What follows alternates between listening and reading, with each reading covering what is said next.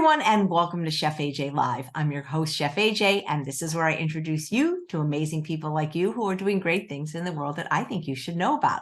Backed by popular demand, my guest today is Maxime from Fit Vegan Coaching, and he's going to show you how you can customize your own workout to strengthen your bones and build muscle, something all of us need to do, especially as we age. Well, welcome back. I see you got a new do.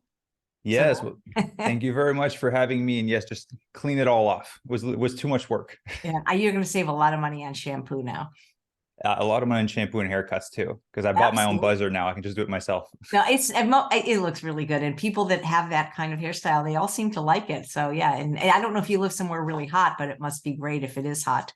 I just moved to California 2-3 months ago, so yeah, it's been pretty hot here. Yeah, well, that's great. Well, it looks good. It's very like almost a military look, but in a good way, you know? Yeah, thank you. Yeah, just a little bit more of a serious look. Yeah, I like it. I like it. So yeah, building strong bones is really important, especially as people age and women. So many people I know that are vegan, freak out when they get this diagnosis of osteopenia. And Dr. McDougall says, don't worry about it. It's not, because he says, like that medicine, it may make your bones appear stronger, but it doesn't make them less brittle. So people I know are really looking for exercises they can do to have stronger bones, especially women as they age. Yeah. And strength training is one of those top things that would make the world of a difference, not only in obviously strengthening the bones, but building lean muscle, increasing your metabolism, allowing you to feel stronger, reducing risk of injury. There's so much benefits to strength training, and strengthening the bones is a huge one. Yeah, but it seems like people are resistant to the resistance training. I know I am. I can get on the bike, I can do aerobics all day, and I can do yoga all day, but oh God, you give me I even have them here, but it's like, oh, I don't know why. I wish I knew what the psychological block was with stuff that's so important. Because I guess, if you're not learning it at a young age, it's like a new skill, Yeah. It's how the workouts are structured. It's boring for some people to just sit there and curl for 10 times and press for 10, 15 times. So yeah, if you start at a younger age, it does make it a little bit easier, but there's ways to kind of make it interesting. So hopefully I'll be able to cover some of that. That's great. Yeah, boring does sound like the word I might use for it, because it's repetitive. And when you think about it, our ancestors didn't have to actually do that. I mean, they were active all day long, but they didn't actually have to go to a gym and lift and curl and press, so they were lifting rocks to build houses, cutting exactly. tree down. I mean, they were doing it, but they were doing it for a purpose, so they weren't. Yeah. So anything you can teach our audience, we'll be grateful for. Yeah. Awesome. I'm very excited to get into it. Okay. Beautiful. So what I'll do is I'll start off by sharing my screen. I want to go over the fundamentals and the basics. And then at the end, I'm going to demonstrate how to perform the exercises. So I have a free workout for the listeners that they'll be able to do at home. And I'm going to demonstrate every single exercise, give the tips and tricks on how to do it properly. Sounds good. Perfect. Let me share my screen here. Awesome. Can you see my screen? Perfect. Building a fit vegan. Body, health, and life. So for the people that are a little bit newer to me, I always put a little slide in there so people have an understanding of who I am and why they should listen to me. I built one of the world's top whole food plant-based body recomposition program. I'm a peak performance breakthrough coach, transformed over 650 people from 20 different countries, all whole food plant-based. I've done Ironmans, triathlon, bodybuilding, powerlifting, done absolutely everything. And also been a caregiver for 5 years to my ex-partner who had cancer. And so really passionate about the whole food plant-based movement because of what it does to reduce the risk of chronic illnesses, right? But I always like to be upfront with people. I'm 30 years old. It's very easy for me to get in shape. I'm sure when you were 30, it was very easy for you as well. And for a lot of listeners listening too. So what I always tell people is, let's look at the amazing transformations from some of the people that we've helped. I've just selected a few here just so that you can see that regardless of the age, here's what happens when you eat whole food plant-based and you include strength training into your regimen. All right, I've talked about this on the last live together, but you have my mom here. She's 58 now. Lost 54 pounds, Thor 71, 30 pounds, Patrick 53, first six-pack of his life, and 61, lost 50 pounds. And that's with including strength training. A lot of them weren't doing strength training before. And as soon as they started that, their body composition started to shift. All right, so just going to say, regardless of the age or the background or wherever you come from, the transformation is possible when you include some strength training. And today I'm going to show you how to do that safely and effectively. All right. Let's jump into I always like to share my mission with everyone because I think it's really important. So because I lost my ex-partner to breast cancer, my grandfather to cancer, I'm on a mission to help 10,000 people get lean, thrive, and disease-proof their body on plants by 2033 and 1 million by 2050. And that's why I'm really grateful to be back on the Chef AJ show, because that allows me to fulfill that mission even further. So what is a body recomposition? Right? So a body recomposition is simply when we are shifting two variables in your body. There's the fat variable and there's the muscle variable. So when you're exercising and eating a certain way, the outcome that most people want is to decrease the fat and increase the muscle tissue on the body. That is a shift in body composition. Now, if we go in the opposite direction, where we increase the fat and decrease the muscle, then we start to look a little bit more fluffy, less toned. We don't necessarily look the way that we want to. So just understanding that that's the basics of what a good body recomposition is: losing fat, building muscle. Fat loss versus weight loss, right? So a lot of people that will want to do strength training, yes, it's to strengthen the bone, yes, it's to build lean muscle, but a lot of the time is to help shift the body composition. So fat loss is where you're actually losing fat. Weight loss is with the number on the scale. So you could go, be eating very healthy, exercising a lot, but not strength training. You're doing yoga, hiking, a lot of cardio exercise, and you're going to see the number drop on the scale. That would be more weight loss because there's not a stimulus to be able to build lean muscle. And so the weight that you're dropping could also be lean muscle mass. So when we think at body recomposition, we'd be decreasing fat and muscle. So then you just become a lighter version of yourself, right? So I just want to make the distinction between these two. So what is needed to build lean muscle? Strength training is the best thing in the world that you can do to strengthen, to build some lean muscle, but also to strengthen your bones. So there's two concepts when you look at strengthening the bone. There's osteoblast and there's osteoclast.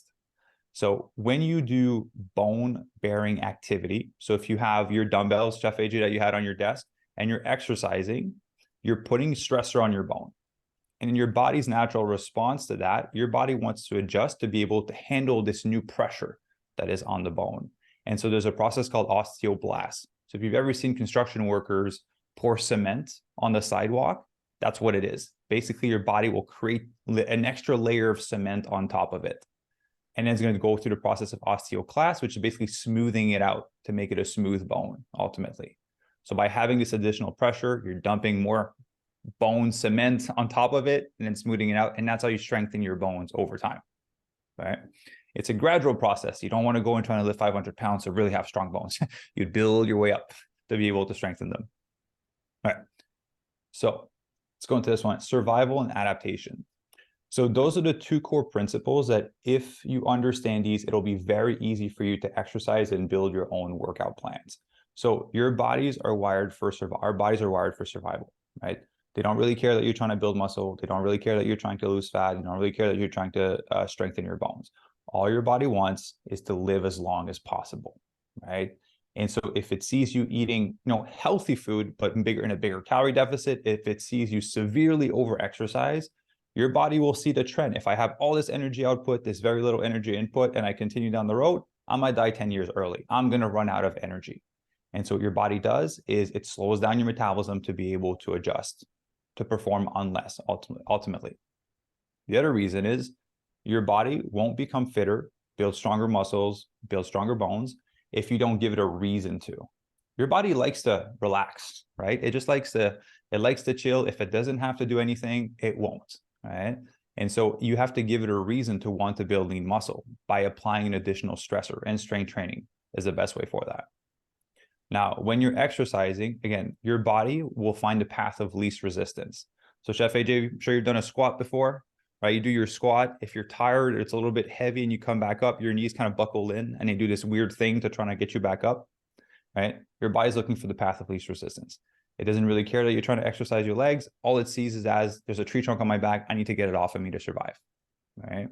And so how I like to teach people to work out, especially if you're going to be new to it, is take your time with the exercising. Meaning, if I ask you to do a squat and take 5 seconds down, 5 seconds up, and you focus on your form. It's so slow that you can't overcompensate with your knees, your quad, or your lower back to try to get you back up, right? You're actually going to be working out the proper muscle. It's going to require you to have a lighter weight because you don't need a lot of weight for the workout to be hard. And it's a safer, more effective way to exercise, ultimately. right? So why is adaptation an important process to recognize when wanting to improve your body composition? Because like I said earlier, the body won't change if you don't give it a reason to change, right? The reason you see people that are fit around you is they're constantly putting themselves in an environment where there's just a slightly bigger stressor that the body's like, I need to adjust to this. And a perfect example of that is if I was to grab everyone listening on the live right now, listening to all of this, if I were to grab you when you were 20 years old and put you in your current situation, I'm sure the 20-year-old you would be very stressed to be in your situation because they wouldn't know how to handle all the stressors in your life, right? So over time, we adapt. The same thing for your body. Over time, it adapts, right? Now, the importance of warming up, right? So you'll hear like it's important to kind of go on the treadmill or kind of move your body before you start exercising. So here's my little analogy. Your body is like an elastic band. So if you were to grab an elastic band and freeze it and then pull it out and trying to stretch it, you'd probably break the band, right? That is the equivalent of you just walking into a gym or walking into your living room and starting to exercise right away, right? Your body needs to be warmed up. It needs to be elastic. If you warm up before, you're going to reduce your risk of injury drastically, right? So always making sure you're warming up. It's good for injury prevention as well, right? Because again, if those muscles are tight, if you've been sitting at your desk job all day or you haven't moved too much, and then you expect your body to go up and start doing squats and jumping jacks and movements like that, your hip flexor is going to be really tight from sitting down all day. And you're asking them to go from this to this and then just be able to perform. It's going to be really challenging, regardless of your age. If I sit all day and I just go straight into a workout, I'm probably going to injure myself as well, right? So great for injury prevention, optimal movement, muscle movement. So again, if you're going from a sitting position all day long and then you go to do a squat at the gym, your hip flexors, your hip, your lower back, everything is tight. So maybe you won't be able to go down to a full 90 degrees. Maybe you'll only be able to go down to 45 degrees. Right? So you won't be able to go through the full range of motion that is required for you to get the maximal amount of benefit from the exercise, right? So yeah, this is just about the importance of warming up. So I will make sure, we'll put this slide in the chat as well, so make sure you have those. So dynamic warm-up is a little YouTube video that I made to show what a dynamic warm-up is, but basically you've all seen it.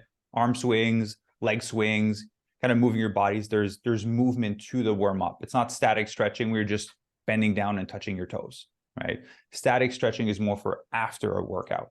Because again, if you just start to static stretching before you start your exercise, it's like pulling a cold elastic band, more likely to pull something. So you want to warm it up gently before you go into it.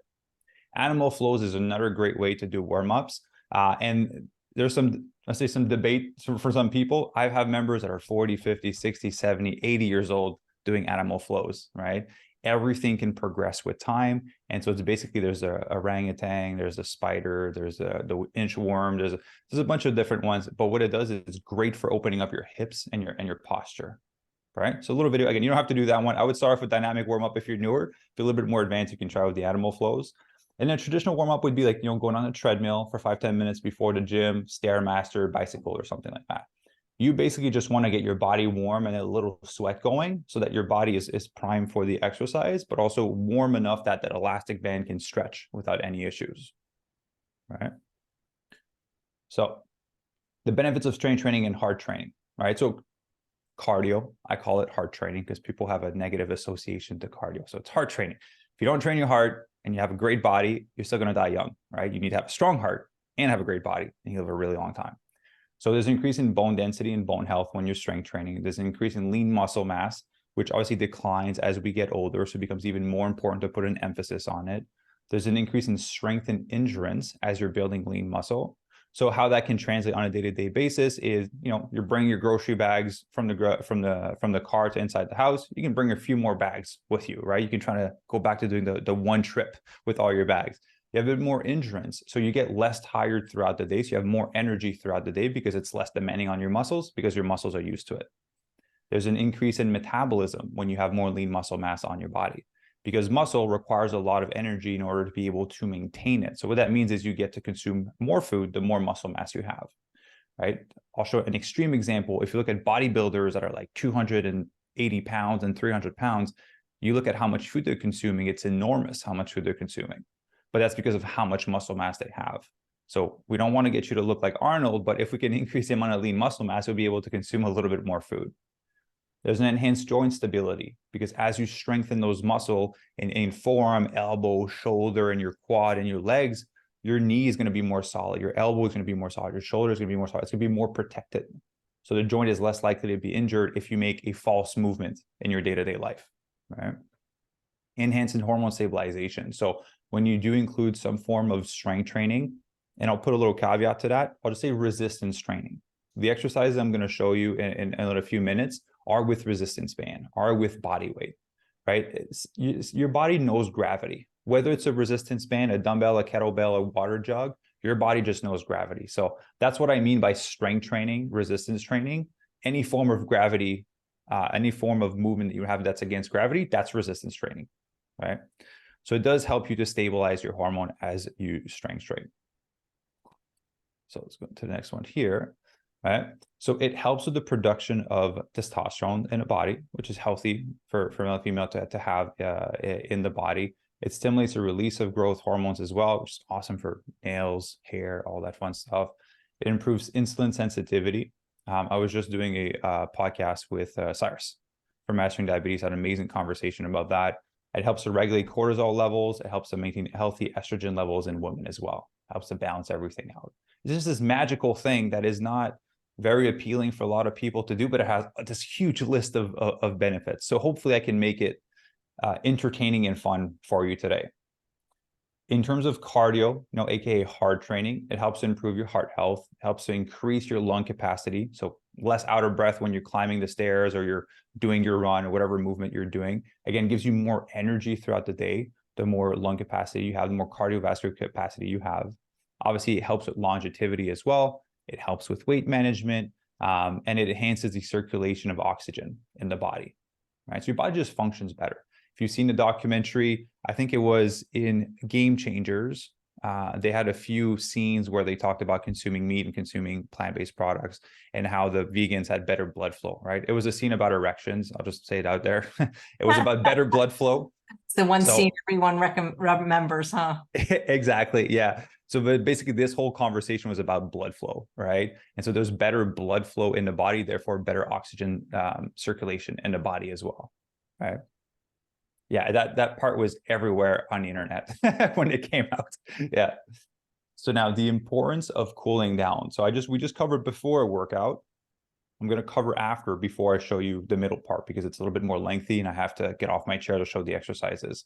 So a cool down is something you do after you're done your exercise. And whether it's a strength training or a cardiovascular activity, this is really important, right? So what that could look like is just if you went for a run or a bike, if you went for a run, just doing a little light walk for maybe 10 to 15 minutes after. If you cycled pretty hard, just cycle for like 5-10 minutes really slowly after. If you strength train, you can move into the recovery area and do a little bit of static stretching, right? So just getting your body to remove that lactic acid buildup that's going to be in the body. So obviously it's going to help with muscle recovery. It's going to help to reduce something called DOMS, delayed onset muscle soreness. So typically you'll be a little bit sore after a workout, the day after a workout, but the day where it really hits you is the second day after your workout. That's when it's painful, depending on how hard you push for the workout. So a great way to reduce that, and again, that's just your body's way of compensating and recovering for the exercise that you did. I promise you, you will get less sore as you progress along. And if you're too sore, potentially the workout's a little bit too much for you. So you guys can get started with the workout I'll give you shortly. So to reduce DOMS, stretching, right? Cooling down, walking, cycling a little bit so to allow your body to kind of go back to its normal state. Obviously, it helps to increase flexibility if we're going to be stretching after a workout, which is really important because let's just say a squat, for example, you spend a lot of time sitting down throughout the day, which a lot of us do at this point, and your hips are really tight, so you won't be able to go fully down on your squat. But if you start adding some weight and you're not able to go through a full range of motion, you're more likely to get injured. So having a full range of motion is really important. Now it translates to everyday life, right? We've all had moments where you're at the kitchen and like something's going to fall off the counter and you just do this thing to like trying to catch it and you pull your back. You're like, oh, because your back was so tight. So by being able to stretch and focus on range of motion, these things don't happen anymore, right? Your body is malleable. You can move in different directions without being injured. It improves blood circulation, mental relaxation. And so what does cooling down look like? Oh, I don't even have that slide for it. So basically cooling down is you can be on a treadmill, walking, cycling a little bit slower, doing some static stretching. So that's literally bending down, touching your toes. That's putting your arm against the wall to stretch your chest, doing all these movement patterns that are not necessarily dynamic as the body's already warmed up, right? So you're gonna be able to bring the muscle through a greater range of motion, right? So here is different training structures and repetition ranges. I'm just gonna share that in case you wanna build your own workout plan so you have a good understanding of how to do it. But I'm going to give you a workout at the end that you can do. So when we're talking about workout splits, it's basically saying what workouts are you going to do on the different days of the week, right? So there's a lot of variations that you can do. Here are some of the top ones. You can do upper body, lower body twice a week, right? Personal recommendation is to do at least 3 strength training sessions a week, because anything below that is not enough of a stressor on the body to require it to build muscle, strengthen the bones, and get all the benefits that we talked about. Right? For most people, if you're not training to perform at a certain sport, if you don't make an income out of competing and winning races, you don't really need to train more in terms of strength training than 3 to 4 times a week. So upper body, lower body could be Monday upper body, Tuesday lower body, Wednesday off, Thursday upper body, Friday lower body, as an example, right? So upper body is all exercise. That would be push, press, pull. Lower body would be your squats, your deadlift, your little things like that. Another one is some people like to do upper body, lower body, full body split. All right, so they just work on the upper body on Monday, lower body on Wednesday, and then full body on Friday. Right, that one's more of a personal preference if you want to tackle each muscle twice. Another popular one is push-pull legs. So on Monday, for example, you would do all movements that are push, right? So like a push-up, an overhead press, things like that, a tricep push-down. On Wednesday, you would do pull. So anything that is a pull. So like a lat pull down, a chin up, or a bent over row, or bicep curls, or things like that. And then on Friday, you would do a leg workout. So anything that is open, lower body oriented, right? And another popular one that I recommend for most people that are just getting started is just doing the full body 3 times a week, right? It could be Monday, Wednesday, Friday. It could be Tuesday, Thursday, Saturday. You can mix and match however you want. The ideal is you don't have 2 back-to-back, because you're going to be working out the full body, and it's a lot of stress on the body if you're doing it back-to-back. So that's a great way to get started, because you're just giving enough stimulation to the muscle, right? Every few days to require it to grow, but you're not spending so much time on one type of muscle that you're going to be exhausted, right? If you just do like a pure leg workout, you're going to be sore 2 days after. But in there, you're maybe going to have 1 exercise for your legs, right? So it's just kind of a great way to get started and not be too sore. Now, repetition ranges. Right? See a lot of people lifting really heavy weight, doing 2-3 repetitions, and a lot of people doing really light weights, doing a lot of high repetitions. So when we're looking to focus on strength and power, we're looking at the 3 to 6 repetition range, right? When we're looking at muscular hypertrophy, so the size of the muscle, think of bodybuilders, you're looking at that 6 to 12 rep range. And when you're looking at muscular endurance, think of Ironman triathletes, runners, cyclists, things like that, that leaner, more athletic physique, you're looking at the 12 to 20 repetition range. On a personal level, I like to start everyone off with 12 to 20 repetitions. If you haven't been working out consistently, or you've never really worked out ever before, your body is not, that mind muscle connection is not there. You're not really coordinated with the exercise. So what's the point of me putting 100 pounds on your back and asking you to do 5 repetitions? Your body's not going to know what to do. You're going to be squatting like this, and you're more likely to get injured, right? And it's really hard on your central nervous system to go heavy with the weights. So that's going to cause you extreme fatigue if your body's not ready to handle that stress. So 12 to 20 repetition, great place to start. Lower amount of weight. You can take your time with the exercise. I mentioned like taking 4 seconds, 5 seconds up, 4 or 5 seconds down, taking your time with the exercise. You're going to get a lot of stimulation from that. It won't be as much stress on your central nervous system that going really heavy will be. It'll give you time for that mind muscle connection to build, for you to have that coordination. And then once you're ready, I would say maybe do like 2 months in that range. And then once you're ready, I'd maybe move into like the 6 to 12, right? I would usually stay within the 10 to 12. And I would just kind of like move along that way. I'll be honest with you, the majority of the population does not need to work out in the 3 to 6 rep range, right? That is if you're trying to compete, build power, strength for a specific event. The majority of us were just looking to be healthy, strengthen our bone, and build some lean muscle, right? So if someone comes to you, it's like, you need to do 5 repetitions. You don't need to do 5 repetitions. You need a pretty heavy weight to do that. You're more likely to get injured if we do that. So what I'm going to do now is I'm going to switch over to my living room so that I can demonstrate these exercises and give you a little bit of cues and kind of how to do them. So I will just kind of turn off my camera and my microphone, and I'll just transition and come back on a screen shortly. Great, thank you. Do you Perfect. guys do any weights, any resistance training? If so, let me know in the chat what you do. And tell me if you have a resistance to resistance like I do. I have the weights, I have the bands. I know I'm supposed to do it. I don't know why it's so hard. I eat right, I exercise, I sleep right, I try to think right, but man, that's the last piece of the puzzle and probably the most important as I'm aging. So hopefully I'll learn something today that will stick with me. I'm going to ask him when he comes back about water, because I'm doing physical therapy in the water and it feels so good. And they actually put weights on me, like 5-pound weights on my ankles, and when I'm doing the exercises. So I'm wondering if that counts for resistance. Let's hope so. And All right.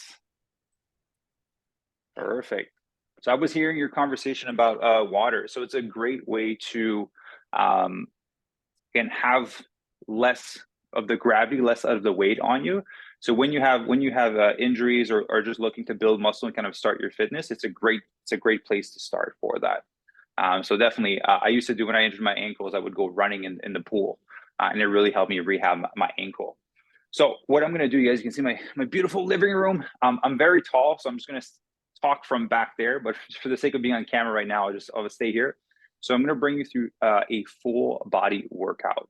So it's going to be a 3-day split. So like we talked about earlier, again, you definitely can do these workouts for yourself after.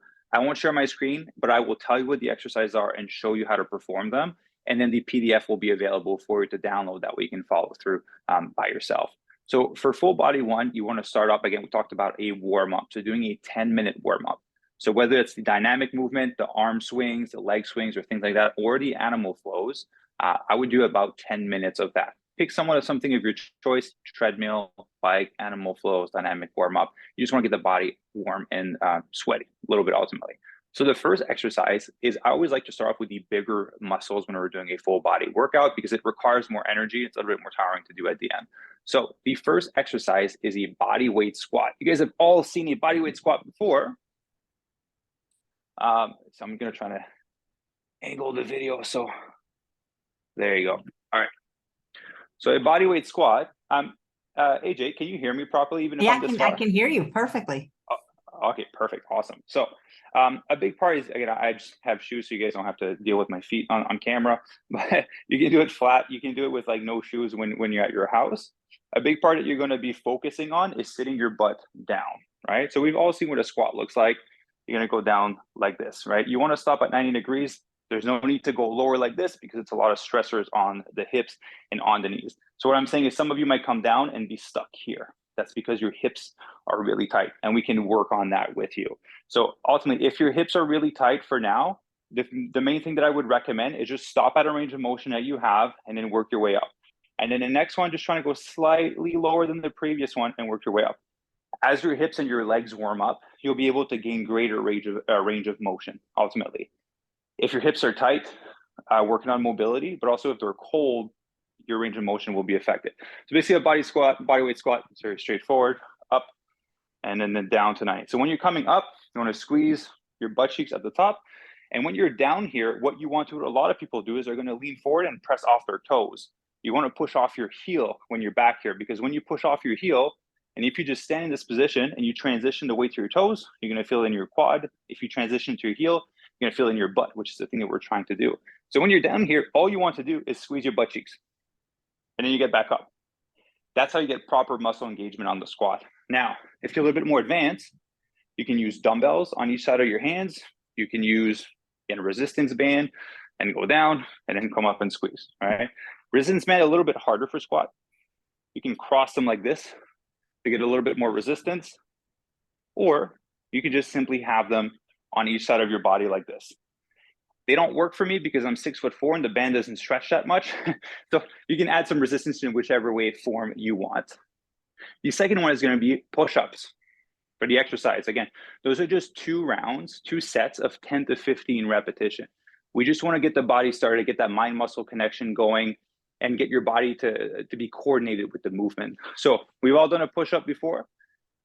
If you can't do a full push-up, I'll show you a few different variations. So the first one, a lot of people wonder where to put their hand when you're doing a push-up. The main thing I tell people is just lay flat on your stomach, put your hands on the ground as if you were going to lift yourself up. That's your position. That's where your hands should go, right? Because we want exercise to translate to everyday life.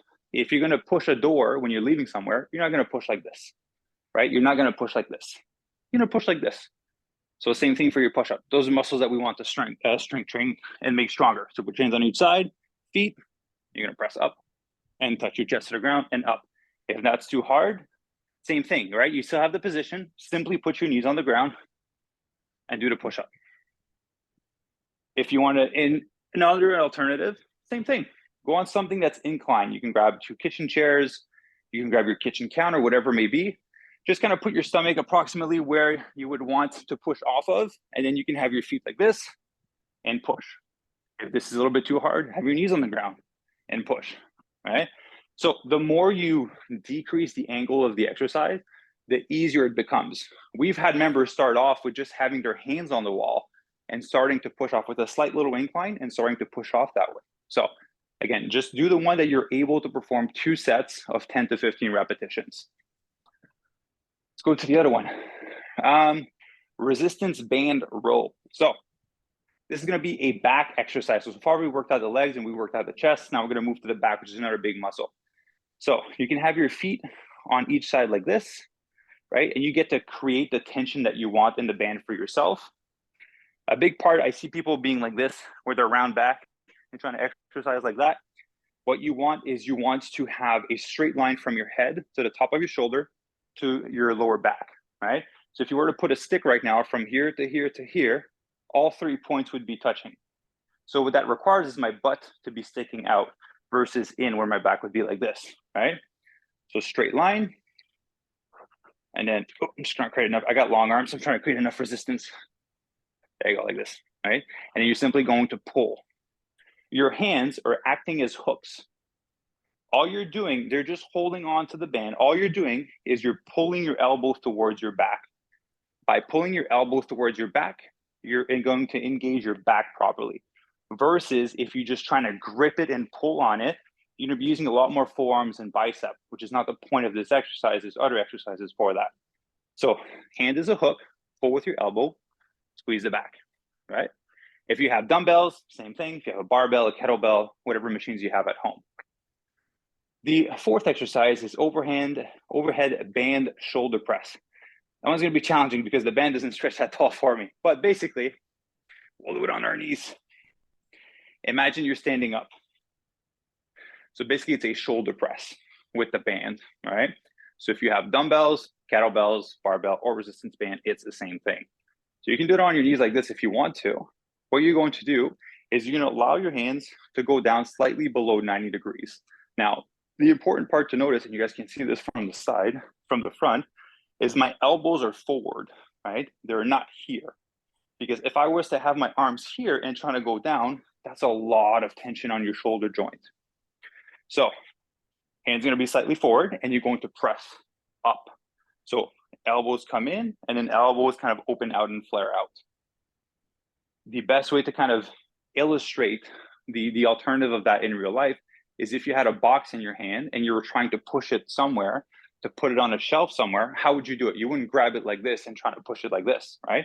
You grab it in front of you with your elbows like this, and then you'd push it up to be able to put it, right? So it's the exact same motion. Think about how these movements translate to everyday life. So if you're on your knees, hands and elbows a little bit forward, and then press all the way to the top and then down. Again, you 10 to 15 repetitions of this one. Now, the bird dog is a core exercise. So far, we did our legs, we did our chest, we did our back, we did our shoulder, which are the big muscles on the body. Your core has been training throughout all these exercises, right? When you're doing a squat, a bent over row, when you're bent down like this, your core is naturally going to be engaged. So you're still working it. But there's an exercise called the bird dog, which I will demonstrate right here. It's a little bit confusing at first. So you have both your legs up, you have both your arms up. What you want to do is opposite arm to opposite leg. is going to go down. So my left leg is going to go down, but my right arm is going to go down. And we're going to bring it up. And then the opposite happens. Right leg, left arm. And you're simply going to move around and do all your repetitions like this. So this is one repetition. So one on each side is one repetition. We want to do 10 to 15 of this one as well. So take your time with it, because again, we're looking to build up mind muscle connection, that coordination in your body. That's why I put this exercise in there, so that you can build that coordination, because you'll see as you start doing it, both your arms will go down and the right arm and the right leg will go down. So you have to take your time to make sure that you build that coordination, that connection. Then we will move into cool down and stretching, right? So when we talked about static stretching, that can simply look like this: bending down, touching your toes, right? It can look like some hip flexor stretches. So I'll make sure to include some of them for you in the PDF, so you have a link for it. So basically, that would complete full body one, right? Now, any questions, Jeff A, on your side before I go to full body two? Well, first of all, your living room is beautiful. And second of all, that thing with the ottoman is such a great idea, because I'm looking right here. I have an ottoman. I never thought to use it to do a push-up. Oh, beautiful. Yeah, you can work out with anything. Yeah, or the countertop even, right? Yes. Yeah, countertop, kitchen chairs are a great tool as well. Yeah. So people don't necessarily have to go to a gym. They don't. We've had people who's like 50, 60 pounds with just dance at home, right? At the end of the day, nutrition is the big part. So I always tell people, fitness is the thing that will shape and mold your body. Nutrition is the thing that will reveal your body. So there's a lot of people that are really fit, but the nutrition hasn't been there to decrease the body fat enough to show the body. So what we're doing here is shaping the body, strengthening the bones, doing all that fun stuff. How many hours a day really does a person have to commit to getting functional fitness and staying in shape? Per day? Yeah, per day. 0 to 45 minutes, right? So I'm already doing 0 and it's okay, good. So if you strength train 3 to 4 times a week, again, a workout like this would probably take you less than 30 minutes to do. So if you're doing that 3 times a week, then there's some days that you don't have exercise to do. On those days, you can choose to go for a walk, for a hike, go for a bike ride, work on your heart health. And so if you do 30 minutes a day, let's just say 5 days a week, so 3 strength training and 2 of cardiovascular exercise, like that's a great position to be in. That's going to increase the quality of your life and the longevity of your life. Yeah. Why do you think it's so hard for people to get started? There are people that have literally never exercised their entire life in any form. Yes, because there's a steep learning curve and adaptation curve from when you start exercising. It's, first of all, is we're not too sure how to do it properly. We probably learn a lot of horror stories of like, I've seen people get injured when they start to work out, and I'm new to this and I'm not sure if I'm doing it properly. So having guidance is really important in that scenario. I think it's a little bit of fear of injury is the number one thing. Second is people are a little bit scared of what other people are going to think of them when they start exercising. That's another big one. And the third one is the soreness that comes with it. Some people's like, I don't want to be sore, right? My body is going to hurt. But again, at the end of the day, your body will get accustomed to it, and then you're going to be sore. I'll be upfront. I've been sore for the past 18 years, but you get used to dealing with it, right? It becomes manageable, and it's just like, oh, that means I had a good workout. You just feel a little bit more tone and tight and strong from the workout session. So a big part is that it's boring for a lot of people because they're just sitting there doing 12 to 15 repetitions of a press. So if you're exercising at home, put Netflix on, put a documentary on in the background, watch it as you do your exercise.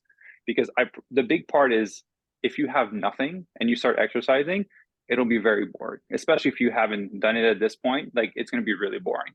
So if you can watch Netflix, a documentary, listen to a podcast, listen to your show, whatever, like just listen to something to keep them entertained. They start to exercise. After a month, they're going to be like, I feel stronger. I have muscle. I didn't even know I had muscle here. Then you start to become addicted to the process of like, I like to feel strong. I like to feel good. And then regardless of what's in the background, then you'll start to do the exercise. It becomes a part of who you are. It's just people don't get through this initial learning curve. But once they get past it, they're like, it's nice. I feel tight. I feel muscle. I feel strong. And everyone loves it and wants to get more of it ultimately after. Yeah, it's the same thing when they start to eat right, get healthy, lose weight. They start to feel better, they start to look better, and they generally want to continue it. And I agree, watching something or listening to Chef AJ Live or your favorite show, that's the only way I'm able to do spin or anything, because I mean, I can walk in nature without having any distraction, but if it's anything, you know, repetitive like spinning, I got to have something going on to keep me, you know, interested. Oh yeah, for sure.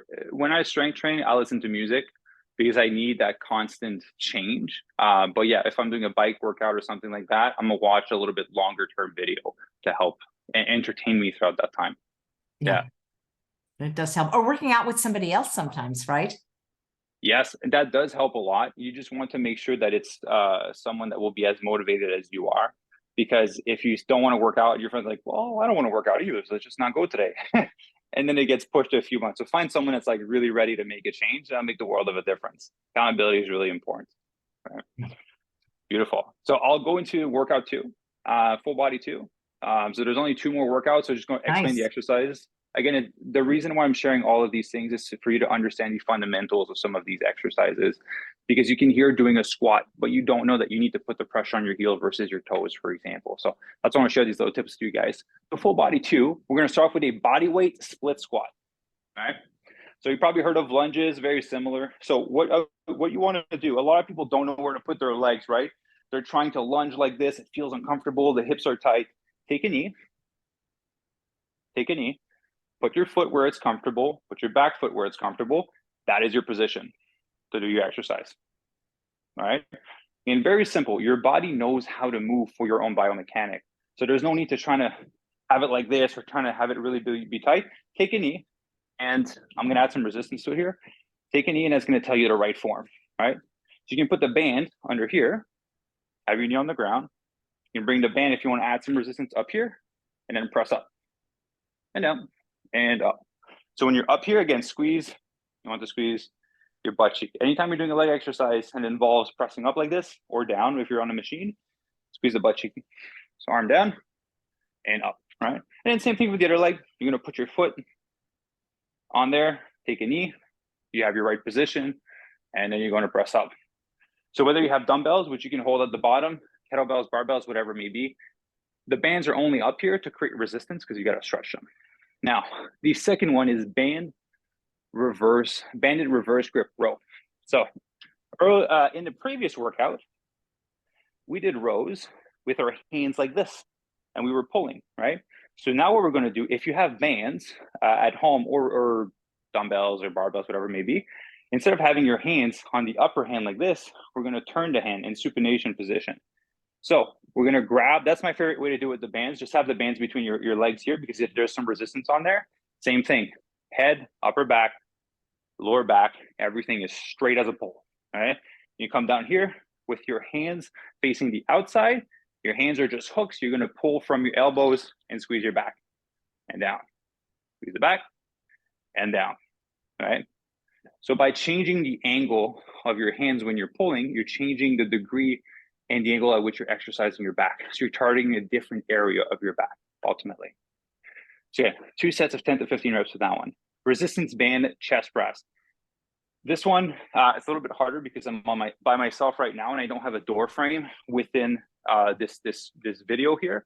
But if you have a pole around your house, if you have, you can buy a little attachment that you're going to slide on your door frame where you can press, basically.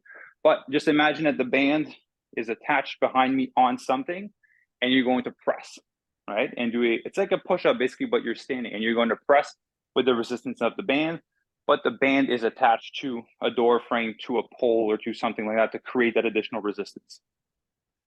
That's going to be exercising your chest. Again, same thing. How you're going to be pressing is, if you were to push a door, where would you put your hands, right?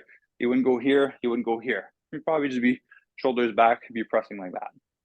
An important tip when you're doing a press chest form of exercise, in order to protect your shoulder blades, what you want to do, and your shoulders, is you want to have your shoulders go down and back.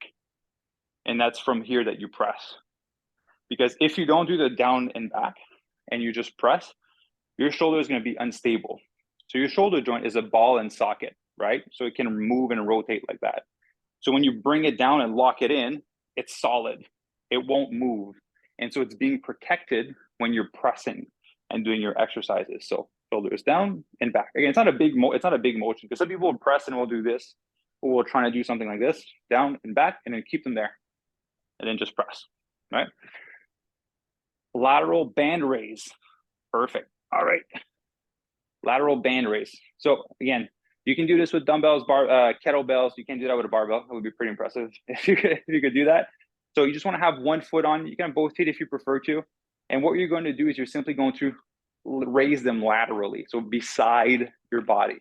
So one thing that's important to notice from the side is when I'm pulling up, I'm going beside my body. I'm not moving forward like this. I'm pulling beside my body. So there's a straight line here. Now, the band might be a little bit challenging. So if you want, you can grab a water jug.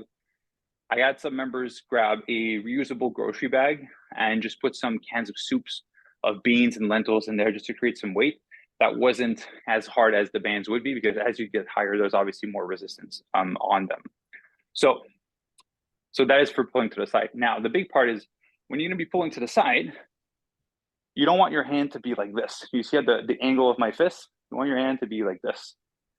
So by having your pinky go up, you're gonna be engaging more of your side delt, so the side of your shoulder, right? Because if you're doing like this, you're gonna be engaging more of the front. So the front, to a certain extent, does get exercise when you're doing some form of pressing motion, like overhead for your shoulder or for your press.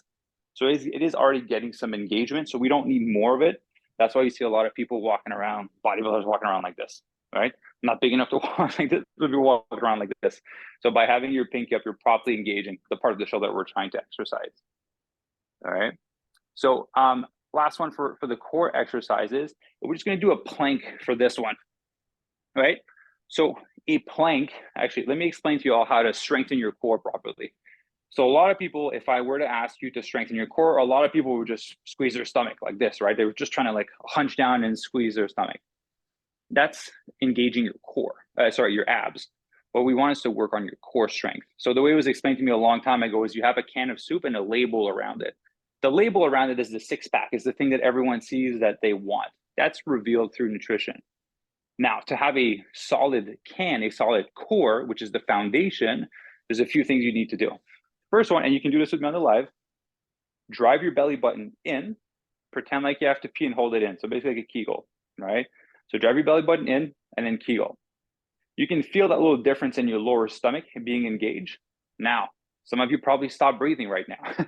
So we need to learn to be able to breathe as we engage our core. So belly button in, Kegel, and then I'm able to have a conversation with you and talk as this is engaged.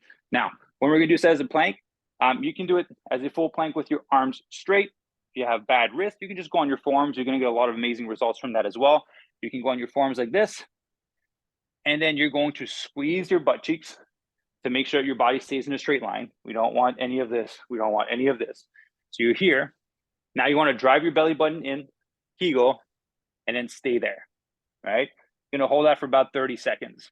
You can notice the difference if you're doing a plank and you don't do what I told you to do to drive your belly button in Kegel. You might notice that you may have some tension in your lower back. So when you're exercising, the tension has to go somewhere, right? So if it doesn't go in your core, it's gonna go in your lower back. Now, you can't contract your lower back in a way to protect your core, right? Your core is a really strong muscle.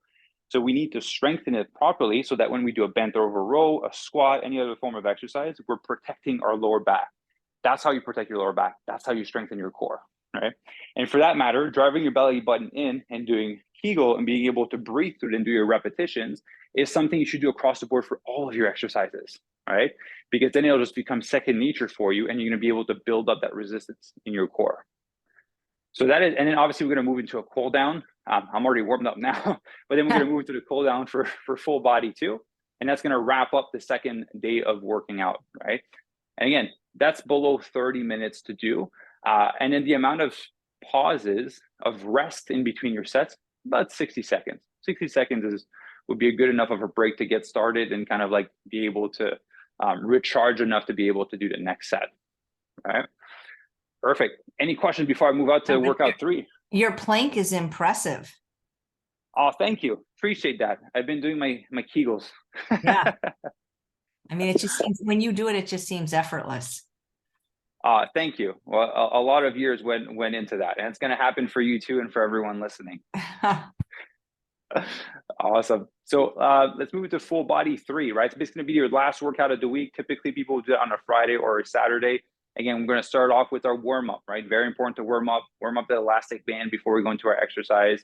Then we're going to start off with some band chest fly. Again, I don't have a door frame to explain this one, but basically, let's just imagine that I have the band in my hands, that the resistance band is tied to a door frame or something like that. You're going to have your hands open wide, and you're going to come in and squeeze. You've probably seen a lot of people do that. You see a lot of people do that on medicine balls, right? On the stability ball where they have weights and they're kind of contracting like that. You can do with dumbbells as well. You can do with machines as well. So here's the big part. The reason why I put this exercise in there is a little bit of education on how to work out a muscle properly. So most people will do a fly like this, right? Probably going to see in a lot of videos. So when we're looking to exercise a muscle properly, 2 things need to happen: stretch and a contraction. If we look at the chest, is this giving a stretch to the chest muscle, right? To your pectoral muscle? Some people would say yes, like, oh, I feel it here, like I feel that there's a stretch. That is your shoulder being stretched out, right? So if you look at these striations of the muscle fibers in the chest, they're heading upwards, right? It's the only one in the body that's a little bit tricky. You don't have to worry. Like, the muscle fibers for bicep are pretty straightforward. For tricep, they're pretty straightforward. The chest is a little bit of a weird one. So it's angled up like this. So if you want to be able to properly stretch the chest, you wouldn't do this. You would go slightly up like that, right? Because you would get that stretch. When you want to stretch your chest after a workout and you go on the door frame, you don't put your arm like this. You put your arm like this, right? Slightly higher than 90 degrees. So you can go with those muscle fiber and get that full stretch. So when you're doing a chest fly, you want to bring your elbows slightly higher than the parallel here, right? Slightly higher than the parallel here. You don't need a lot of weight. Keep this light. You're doing with bands, with dumbbells, whatever it may be with machines. Keep it light. Get that stretch on the chest. And then when you're coming in, squeeze together. You're going to notice a difference. I want you to just, trying to go like this and trying to go like this. When I do this, I feel the tension in my front shoulder. When I do this, I feel it in my chest, which is the muscle that we're actually trying to exercise. So it's my little piece of advice for the band chest fly. Again, you want to do 2 sets of 10 to 15 repetitions.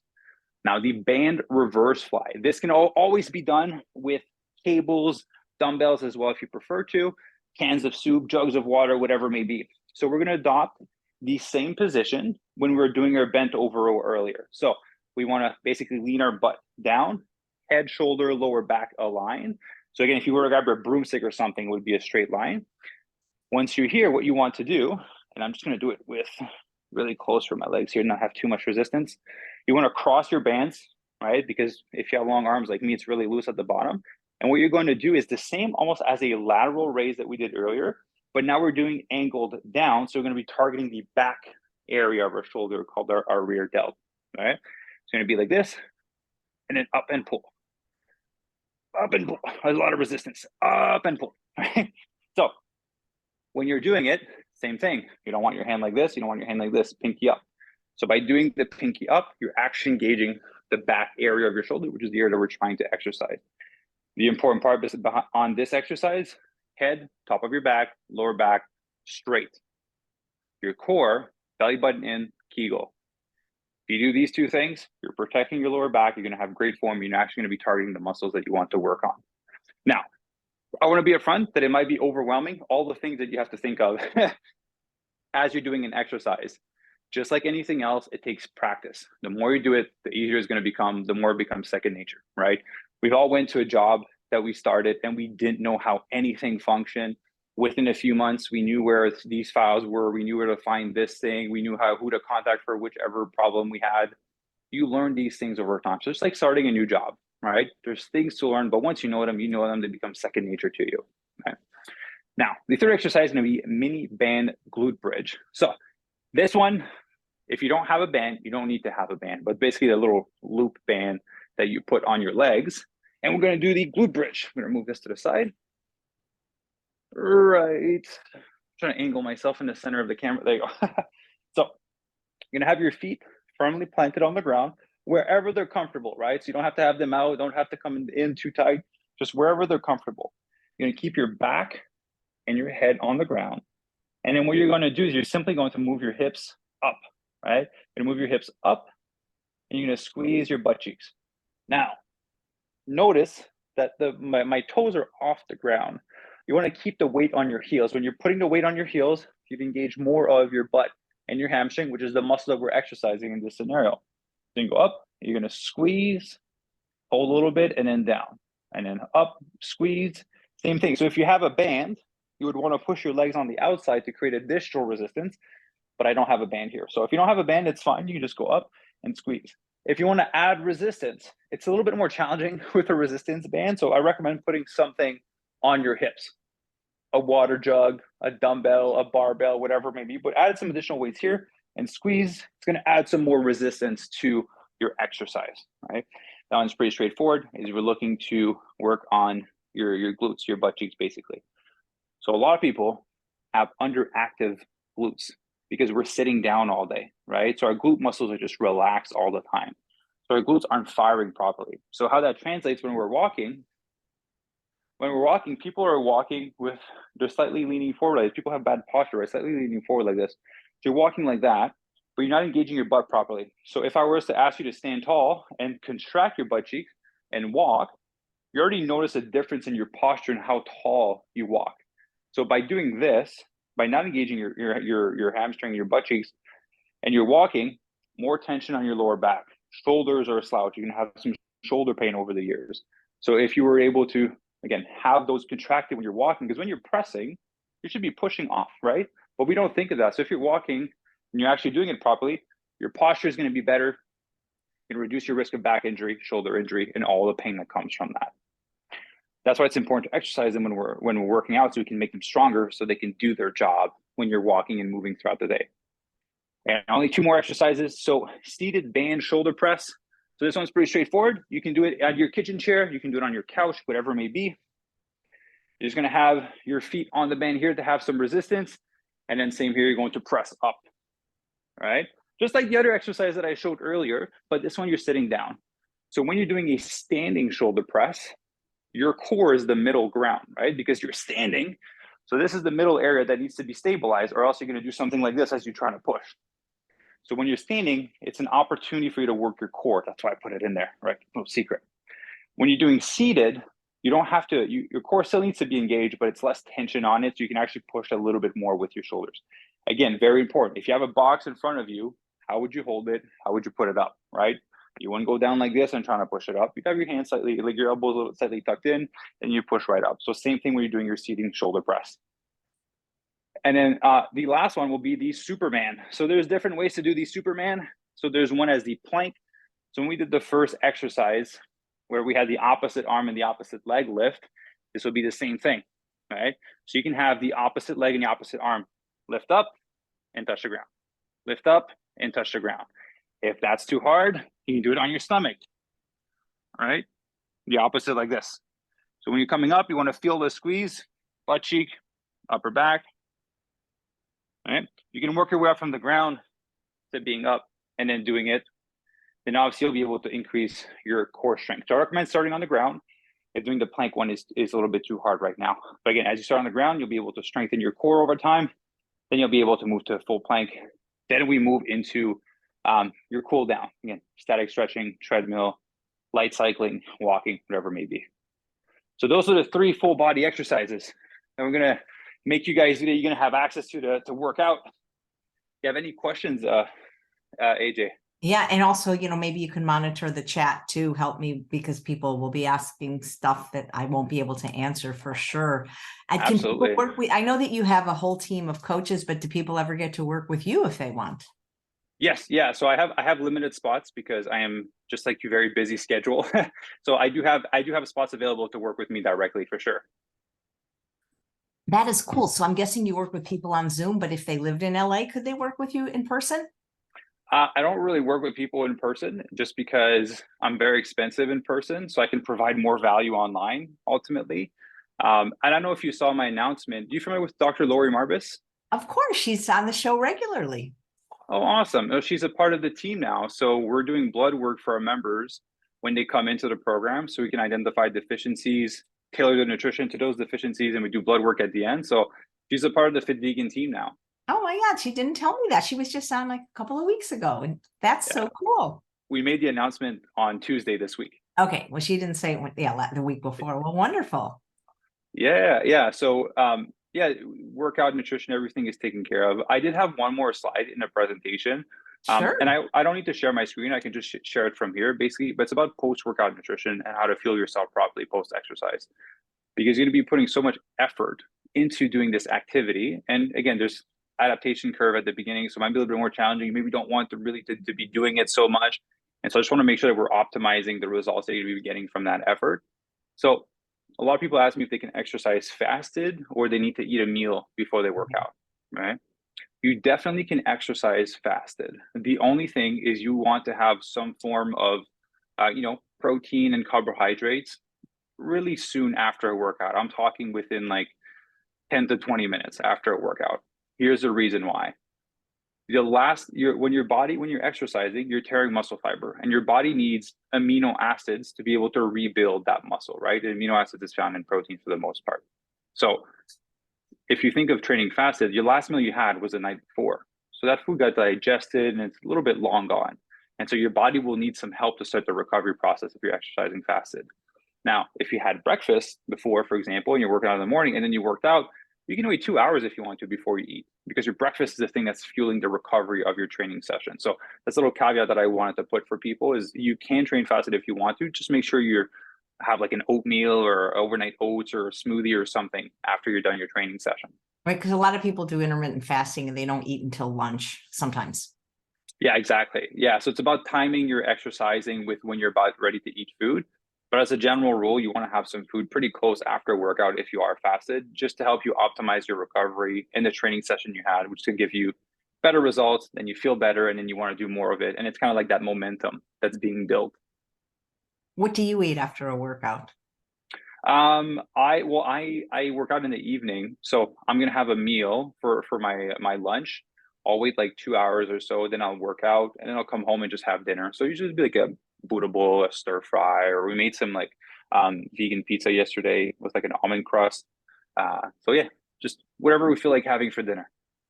Nice. Well, thank you. This was really informative. I love, the video that you linked to, I'm definitely going to watch that. We could have actually played it in this, but that's okay. It sounds like a very good video. Yeah, of course. Yeah, I'll make sure that the folder is there so people have access to the exercises and the videos on how to do the exercises. Yeah. And do you have a social media presence? And if so, where do you like people to connect with you? Your website, maybe Instagram? What's your favorite platform? Yeah, so just fitvegan.ca.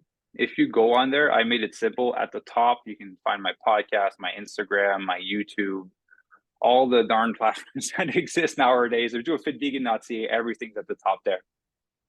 Great. Well, thank you so much. This was really informative, and it is really helpful to see you do these exercises. Yeah, it was a little morning workout for me. That's good. You get it. You should do Zooms all the time. Then you can work out with purpose. Exactly. Much easier. Thank you so much, Maxim. Yeah, thank you very much for having me. I appreciate it. My pleasure. And if you haven't seen his other appearances, please watch them. I'll link to them below in the show notes. And thanks all of you for watching another episode of Chef AJ Live. Please come back tomorrow for another fabulous show. Take care, everyone.